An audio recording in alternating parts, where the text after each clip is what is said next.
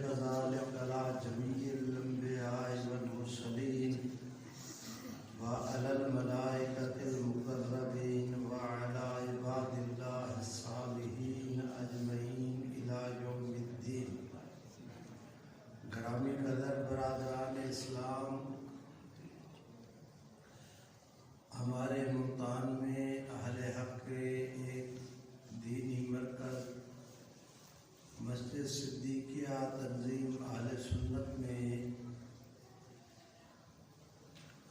ملک عزیز کے ممتاز عالم دین حضرت مولانا عبدالحمید صاحب توسوی مدظلہم کی قیادت اور سیادت میں ایک دینی ادارہ قائم کیا گیا جسے مرکز رحماء بینہم کے نام سے یاد کیا جاتا ہے. ہر سال اس ادارے کے تحت میں انہی دنوں ایک جمعے کے موقع پر جمعے سے پہلے شروع ہو کر رات عشاء کے بعد رات گئے تک یہاں پر ایک دینی تبلیغی اصلاحی جلسے کا اہتمام ہوتا ہے. حضرت مولانا مدظلہم نے پچھلے سال مجھے حکم فرمایا، میں آپ دوستوں کی خدمت میں حاضر ہوا. حیات عیسیٰ علیہ السلام کے عنوان پر بیان ہوا.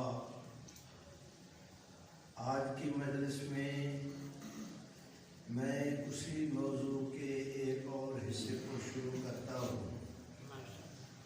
ہمارے یہاں پر بالخصوص ملتان شہر میں جامعہ رحیمیہ ہے، جامعہ خیر المدارس اور دوسرے ہمارے دینی مدارس، ان کے ختمات بخاری پہ مسکین کے بیانات ہوئے. ابھی جو موضوع شروع کر رہا ہوں اس کا کچھ حصہ کہیں پر بیان کیا، کچھ حصہ کہیں پر. میری کوشش تھی کہ کم از کم ملتان اور اس کے گرد و نواح تک اس عقیدے کے حوالے سے گفتگو ہو جائے، لیکن مدارس کے اجتماعات پر عموماً زیادہ رش ہونے کے باعث گفتگو مکمل نہ ہو سکی. آج کی مجلس میں میں کوشش کرتا ہوں کہ اس کا بقیہ حصہ یہاں پر مکمل ہو جائے. انشاءاللہ العزیز جمعے کی نماز کے بعد پیر طریقت حضرت مولانا رشید احمد صاحب شاہ جمالی اور خود مناظر اسلام حضرت توسوی مدظلہم اور دوسرے حضرات کے بیانات ہوں گے، اور پھر رات کا بھی پروگرام آپ حضرات سماعت کریں گے. اس وقت میں نے آپ دوستوں کے سامنے ذخیرہ احادیث کے مختلف مقامات سے 3 روایتوں کے کچھ حصے نقل کیے. پہلی حدیث شریف میں ایک دن حضور نبی کریم صلی اللہ علیہ وسلم ایک مجلس کے اندر تشریف لائے، اپنے اس دائیں ہاتھ مبارک کو بلند کیا، اپنی یہ 2 انگلیاں بھی بند کی، انگوٹھا بھی بند کیا،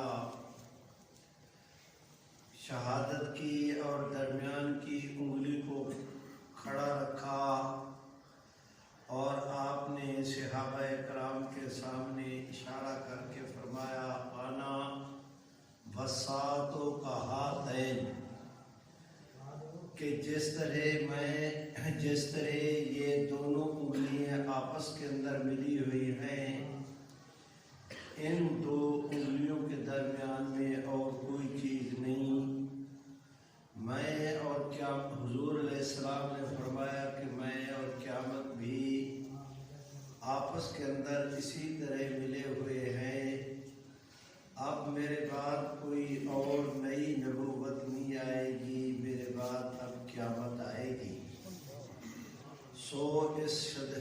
شریف سے یہ بات واضح ہوئی کہ قیامت حضور علیہ السلام کی امت پر واقع ہوگی، یا اس کا دوسرا معنی یہ کہ حضور علیہ السلام کی یہ امت قیامت تک رہے گی۔ آپ صلی اللہ علیہ وسلم کے بعد نبی کوئی نہیں، آپ کی اس امت کے بعد کوئی اور امت نہیں۔ نبیوں میں سے پیغمبر اسلام اللہ کے آخری نبی ہیں، اور امتوں میں سے یہ امت آخری امت ہے۔ میرے بھائیوں، میں نے دوسری حدیث شریف تلاوت کی جس میں آپ نے ارشاد فرمایا انا آخر الانبیاء وانتم آخر الامم۔ جو میں نے پہلے کہا اسی کی وضاحت اور صراحت اس حدیث شریف میں بھی موجود کہ میں آخری نبی ہوں، تم آخری امت۔ اس کا بھی دوسرا معنی یہ ہے کہ یہ کیا امت قیامت تک رہے گی، یا یہ کہ قیامت اس امت پر واقع ہوگی۔ میرے بھائیوں، میں نے تیسری روایت عرض کی جس میں پیغمبر اسلام نے ارشاد فرمایا کہ یہ امت کیسے ہلاک ہو سکتی ہے، کیوں کر ہلاک ہو سکتی ہے کہ اس کے اول میں ہوں، اس کے درمیان میں حضرت مہدی ہیں، اور اس کے آخر پر عیسیٰ علیہ السلام۔ میرے بھائیوں، میری آپ حضرات سے گزارش یہ ہے کہ حضور علیہ السلام کی یہ امت قیامت کی صبح تک رہے گی، قیامت اس امت پر واقع ہوگی۔ تمام انبیاء علیہ السلام انسان کے ماں باپ سے زیادہ اپنی امت پر مہربان ہوتے تھے، لیکن حضور سرور کائنات صلی اللہ علیہ وسلم کو حق تعالی نے اپنی امت پر اتنا مہربان فرمایا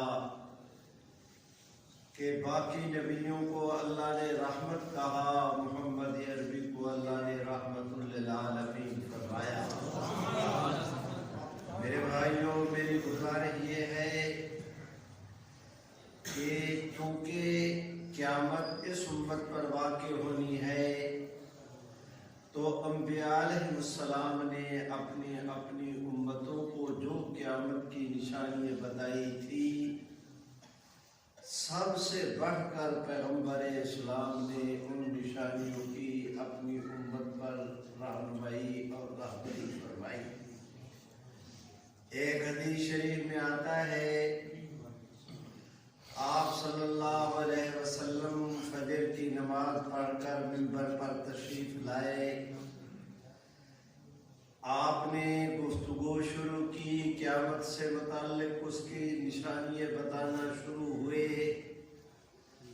برابر فجر کی نماز سے لے کر ظہر کی نماز تک برابر بیان کرتے رہے۔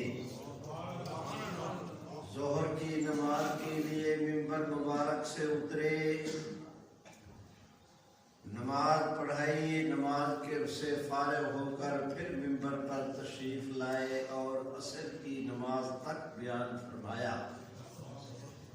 میرے بھائیوں، اور وہ بیان بھی صرف اور صرف سارا دن علامات قیامت پر چلتا رہا، قیامت کے تذکرے پر کہ قیامت سے پہلے یہ ہوگا، یہ ہوگا، یہ ہوگا۔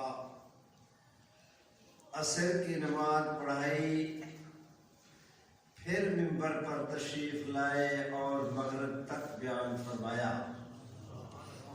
پورا دن صحابہ کرام بھی حاضر مجلس رہے، پیغمبر اسلام بھی بیان فرماتے رہے، اور میرے خیال میں خطابت کی دنیا کا یہ سب سے انوکھا اور عجیب قسم کا واقعہ کہ ایک ہی خطیب پورا دن بیان کرتا رہے۔ معافی چاہتا ہوں خطیب نہیں خطیب الانبیاء حضرات صحابہ کرام کہتے ہیں ہم میں سے جس نے یاد رکھا جو یاد رکھا جو بھول گئے سو بھول گئے. ہاں البتہ اگر ہماری زندگی میں کوئی انوکھے قسم کا واقعہ ہو جاتا تو فوراً ہمیں یاد آ جاتا کہ حضور نے اس دن یہ بھی فرمایا تھا کہ پہلے یہ ہوگا. میرے بھائیوں میں گزارش کرتا ہوں یہ قیامت کی علامتیں اور نشانیاں آج کی مجلس میں وعظ نہیں کر رہا. آج کی مجلس میں صرف ایک درس کے طور پر سبق کے طور پر اپنا سبق آپ دوستوں کو دہرانا اور سنانا چاہتا ہوں. میرے بھائیوں میری گزارش یہ ہے کہ وہ قیامت سے پہلے کی جو علامتیں اور نشانیاں ہیں دو قسم کی ہیں. ان میں سے بعض کو علامات صغرا کہتے ہیں اور بعض کو علامات صغیرہ کہتے ہیں اور بعض کو علامات کبیرہ. محدثین حضرات نے علامات قریبہ اور علامات بعیدہ سے بھی اس کی تعبیر کی. بہت ایسی نشانی ہیں جو قیامت سے پہلے بہت پہلے ظہور پذیر ہوں گی اور علامات کبریٰ وہ ہیں جو بالکل قیامت کے قریب ظہور پذیر ہوں گی. فرمایا رحمت عالم نے کہ قیامت سے پہلے ایک ایسا وقت آئے گا اذا تشبہ الرجال بالنساء والنساء بالرجال. ایک ایسا وقت آئے گا کہ جوان عورتوں کی شکلیں اختیار کر لیں گے اور عورتیں جوانوں کی شکلیں اختیار کر لیں گی. میرے بھائیوں آپ میں سے جو دوست شہروں کے اندر رہتے ہیں وہ جانتے ہیں آج بچیاں بیٹیاں پینٹ پتلون میں نظر آتی ہے اور نوجوان کمر تک بال لٹکائے پھر رہے ہیں. میرے بھائیوں فرمایا رحمت عالم نے کہ قیامت سے پہلے ایک ایسا وقت آئے گا کہ انسان اپنے دوست کی بات مانے گا باپ کی بات نہیں مانے گا. قیامت سے پہلے ایک ایسا وقت آئے گا کہ ایک شخص اپنی بیوی کی بات مانے گا اپنی والدہ کی بات نہیں مانے گا. یہ ایسی ظاہر باہر علامت ہے. آپ میں سے جو آدمی آنکھیں بند کرے ایک منٹ کے لیے اپنے دل سے مشورہ کرے تو یہ آپ پر چانن ہو جائے گا کہ ہم سب کے گھروں کا تقریباً یہی عالم ہے. میرے بھائیوں اور احادیث جو قیامت سے پہلے نشانیاں ظہور پذیر ہوں گی میں گزارش کرتا ہوں بعض لوگوں کا احترام من مخافت شر ہی اس کے شر سے بچنے کی خاطر کیا جائے گا. دلی طور پر اس کا احترام کرنے کو دل آمادہ نہیں ہوگا لیکن محض اس لیے اس کا احترام کیا جائے گا کہ اگر اس کا احترام نہ کیا تو یہ ہمیں کوئی نقصان اور غضب نہ پہنچائے. آپ حضرات اندازہ کر سکتے ہیں کہ آج شاید آپ ہم میں سے کوئی ایسا آدمی ہو جو کسی کمینے کا احترام نہ کرے نہ چاہنے کے باوجود مجبوراً ان کا احترام کرنا پڑتا ہے. میرے بھائیوں فرمایا رحمت عالم نے کہ ایک ایسا وقت آئے گا کہ دنیا جہان کا کوئی کچا پکا مکان، گھر، بستی، شہر، علاقہ، دریا، پہاڑ، وہاں کے رہنے والے لوگ گانے سے بچنا بھی چاہیں گے تو نہیں بچ پائیں گے۔ میرے بھائیوں، میں آپ حضرات سے گزارش کرتا ہوں، آپ ہم میں سے ہر آدمی کی جیب کے اندر موبائل موجود، موبائل میں بعض گھنٹیاں گانوں کی طرز پر لگی ہوئی۔ ایک نوجوان بے خبری میں اپنی بیل کسی گانے پر فٹ کر دیتا ہے نمازی مسجد میں آیا، جماعت میں کھڑا ہوا، ادھر تکبیر کہی، قیام میں کھڑا ہے، اسی دوران گھنٹی بجی اور وہ گانے کی آواز تھی۔ ظاہر ہے کہ پوری مسجد میں کوئی نمازی یہ نہیں چاہتا کہ مسجد میں گانے کی آواز سنوں۔ خود جس کی جیب کے اندر یہ فون تھا وہ بھی یہ نہیں چاہتا تھا۔ بے خبری سے ایسے ہوا، ادھر گھنٹی بجی، ادھر گانے کی پوری آواز مسجد کے اندر پہنچی۔ میرے بھائیوں، امام سے لے کر آخری صفے نیال کا جو آدمی ہے وہ بھی بچنا بھی چاہے تو گانے سے آج نہیں بچ سکتا۔ یہ وہ علامتیں اور نشانیاں ہیں بہت پہلے ظہور پذیر ہو چکی، بعض ہو رہی ہیں اور نہیں قیامت قائم ہوگی اس وقت تک جب تک کہ رحمت عالم کی ارشاد فرمائی ہوئی ایک ایک بات آپ کی میری کھلی آنکھوں کے سامنے پوری نہ ہو پائے۔ میرے بھائیوں، یہ جو علامات کبریٰ ہیں جو قیامت کے قریب، علامات کبیرہ یا بعیدہ، یہ قیامت کے قریب جنہوں نے ظاہر ہونا ہے، ان میں سے 10 علامتیں ایسی ہیں جو ترمذی شریف کی ایک ہی روایت ابواب الفتن میں پیغمبر اسلام نے انہیں ذکر کیا۔ یاجوج اور ماجوج کا نکلنا، دابۃ الارض کا نکلنا، خسف بالمشرق و خسف بالمغرب و خسف بالجزیرۃ العرب، یہ 3 قسم کے زلزلے آنے، ہلاوے آنے، ایک مشرق کے علاقے میں، ایک مغرب کے علاقے میں، ایک جزیرہ عرب میں۔ باب توبہ کا بند ہونا، سورج کا بجائے مشرق کے مغرب سے طلوع ہونا،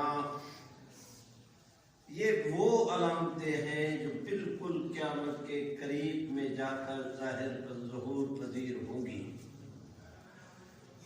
میرے بھائیوں، وہ علامات کبیرہ جو قیامت کے بالکل قریب ظہور پذیر ہوں گی، ان میں سے 3 علامتیں یہ ہیں کہ پیغمبر اسلام نے قیامت سے پہلے 3 آدمیوں کے آنے کی خبر دی کہ اس وقت تک قیامت قائم نہیں ہوگی جب تک کہ اس سے پہلے 3 آدمی نہ آ جائے۔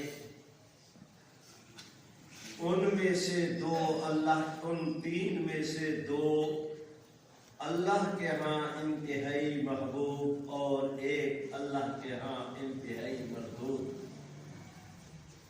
وہ 3 آدمی جن کے آنے کی پیغمبر اسلام نے بشارت دی، ان میں جو اللہ کے ہاں محبوب ہے، ایک کا نام حضرت عیسیٰ ابن مریم، دوسرے کا نام حضرت مہدی، اور جو اللہ کے ہاں انتہائی مردود ہوگا اس کو کہتے ہیں دجال۔ برادران اسلام، میں یہ نہیں عرض کر رہا کہ آج کی مجلس میں آسمان سے ستارے توڑ کے تمہاری جھولی بھروں. میں یہ بھی نہیں کہہ رہا کہ میں سمندر میں غوطہ زن ہو کے موتی نکال کے تمہاری جیبیں پر کر دوں گا.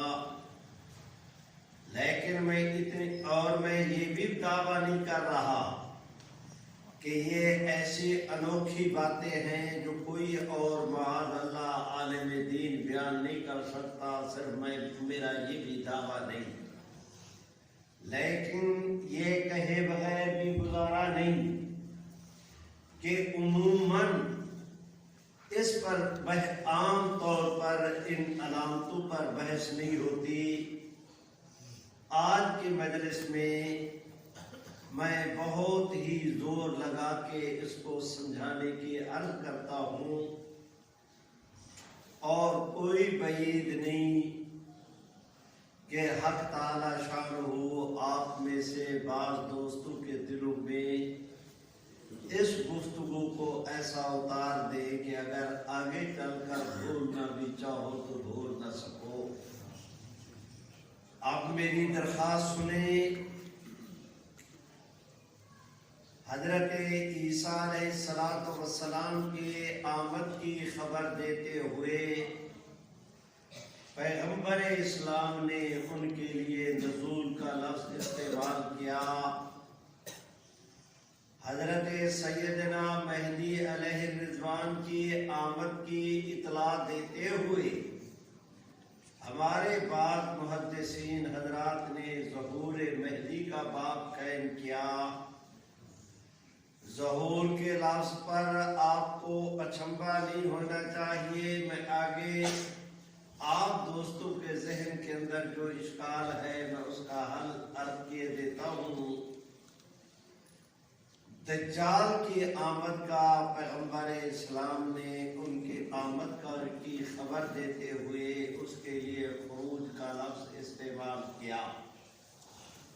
عیسیٰ ابن مریم کے لیے نزول کا، حضرت مہدی کے لیے ظہور کا، دجال کے لیے خروج کا. اہل علم ہی ان الفاظ کے فرق سے خود اندازہ کر سکتے ہیں کہ اس ایک ایک لفظ نے ان تینوں کے آنے کی علیحدہ ان کی خبر کی حقیقت کس طرح منکشف کر دی ہے.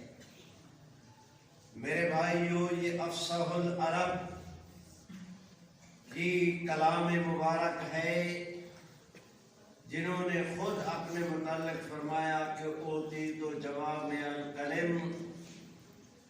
اب میں گزارش کرتا ہوں حالات اور واقعات کی ترتیب یہ، لیکن مجھے 1 منٹ پہلے اور دے دیں. کبھی نہ بھولے اس حقیقت کو کہ حضرت سیدنا مہدی علیہ الرضوان اور حضرت عیسیٰ علیہ السلام یہ جو ہر 2 بزرگ تشریف لائیں گے اللہ کے محبوب قیامت کے قریب، میرے بھائیوں ان کے اندر عجیب قسم کی مشابہت پائی جاتی ہے، اور جس وقت اس کی حقیقت کو کھولنے کی کوشش کرتے ہیں تو ایک ایک واقعہ سے انسان کی حیرت کے اندر بے پناہ اضافہ ہوا چلا جاتا ہے. مثلا حضرت عیسیٰ علیہ السلام آسمانوں پر جانے سے پہلے جس وقت اس دنیا میں تشریف لائے، اس زمانے میں آپ کے متعلق دنیا کے اندر 3 قسم کے گروہ پیدا ہوئے، اور اللہ کی شان کے وہ آج بھی تینوں موجود ہیں.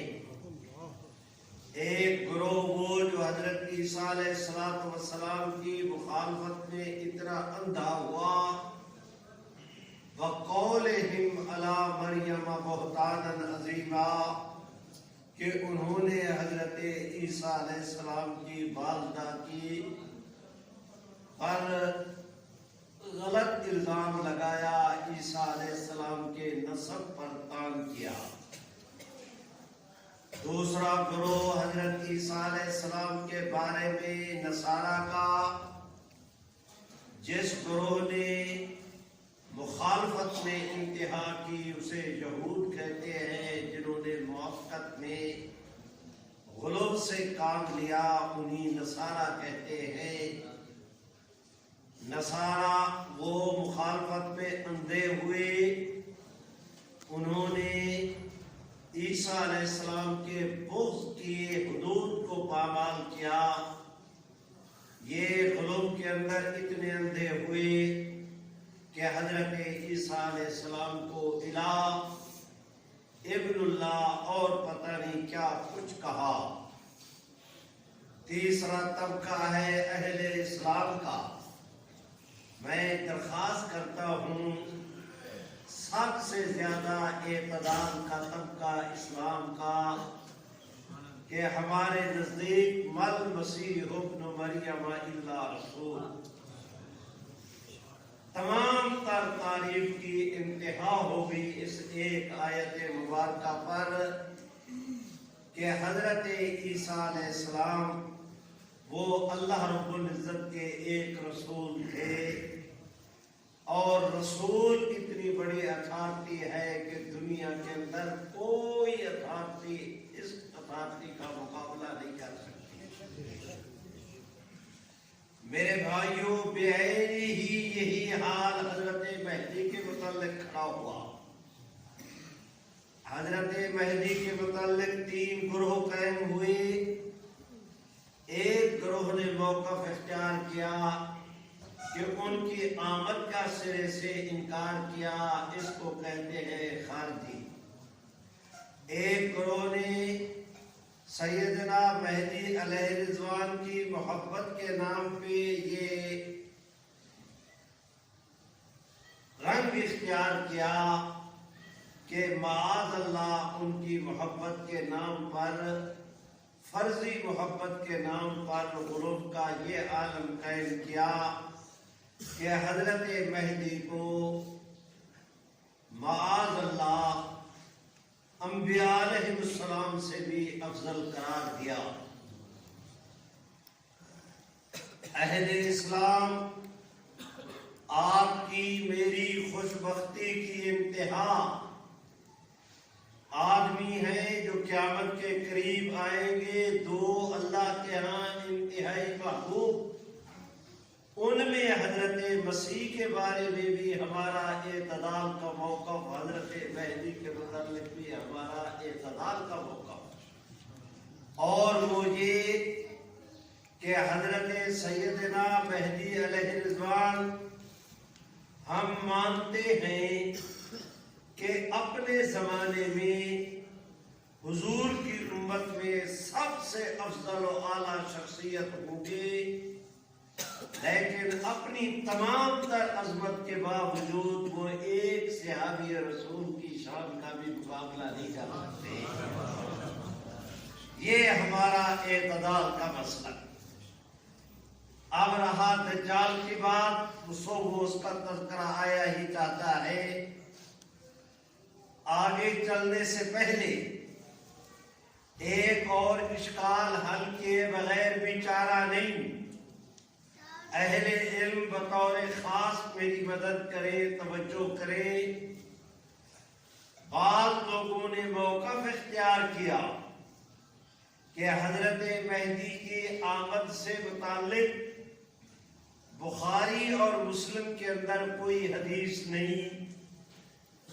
میں گزارش کرتا ہوں، ایک تو عام جواب ہے کہ یہ کہاں لکھا ہے کہ تمام تر صحیح حدیث بخاری اور مسلم میں ہے، اس کے علاوہ کسی اور کتاب میں کوئی صحیح حدیث نہیں۔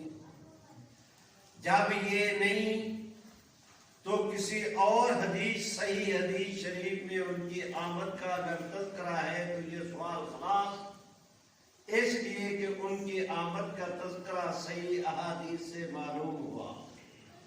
لیکن یہاں پر میرا موقف یہ ہے مجھے خوشی ہوگی کہ آپ دوست توجہ کریں. میں علل اعلان ڈنکے کی چوٹ بیچ میدان کے پورے اعتماد اور یقین کی چوٹی پر کھڑے ہو کر گزارش کرتا ہوں، جھوٹ بولتا ہے وہ شخص جو یہ کہتا ہے کہ حضرت مہدی کا بخاری شریف میں ذکر نہیں. میں کہتا ہوں ہے. غلط بیانی کرتا ہے وہ شخص جو کہتا ہے کہ مسلم شریف میں حضرت مہدی کا تذکرہ نہیں.